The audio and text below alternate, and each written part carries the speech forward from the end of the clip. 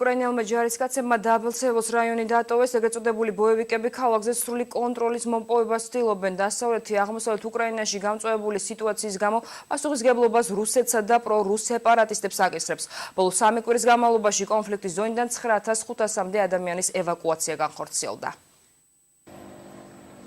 რამდენიმე წუთის წინ უკრაინის ეროვნული უშიშროებისა და თავდაცვის საბჭოს ხდომა დაიწყო.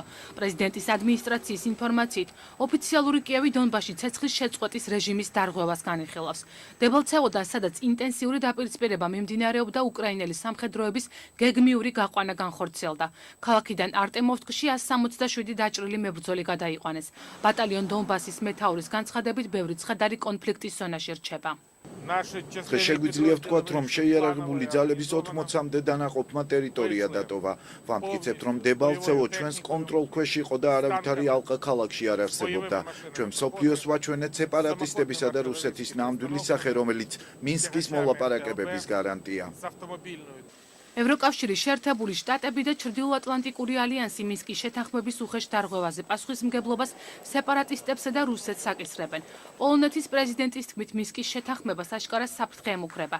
ნატოს გენერალური მდივნის თქმით კი დონბასში სეპარატისტები თანამედროვე იარაღს იყენებენ. ოფიციალური ბერლინის სეპარატისტები სამხედრო თავდასხმებს გმობს. ეს ცეცხლის შეწყვეტის რეჟიმის აშკარა და უხეში დარღვევა. ეს არის იმ პირობების დარღვევა, რომელიც მინსკში ორ გზის იქნა მიღებული. ევროპელი ლიდერები სანქციებთან დაკავშირებით არსებულ კურსს შეინარჩუნებენ, თუმცა ეს აღმოსავლეთ უკრაინაში განვითარებულ მოვლენებზეა დამოკიდებული. დონეცკსა და ლუგანსკში განახლებული დაპირისპირების მიუხედავად რუსეთის პირველმა პირმა იმედი გამოთქვა, რომ მინსკში მიღწეულ შეთანხმებას მხარეები სრულფასოვნად დაიცავენ. ვლადიმერ პუტინმა უკრაინელ ჯარისკაცებს იარაღის დაყრისკენ მოუწოდა. ნიშნულოვანია კონფლიქტი მშვიდობიანი გზით დარეგულირდეს. წაგება ყოველთვის საწყენია დამარცხებულისთვის, მაგრამ ცხოვრება გრძელდება და ამაზე ფოკუსირება არ არის საჭირო. გაეროს უშიშროების საბჭომ უკრაინის საკითხთან დაკავშირებით რუსეთის მიერ ინიცირებული რეზოლუცია მიიღო. დოკუმენტში უკრაინის ტერიტორიული მთლიანობისა და სამშვიდობო შეთანხმების მხარდაჭერაზეა საუბარი. უშიშროების საბჭომ მხარეებს ცეცხლის შეწყვეტის რეჟიმის სრულფასოვნად შესრულებისკენ მოუწოდა.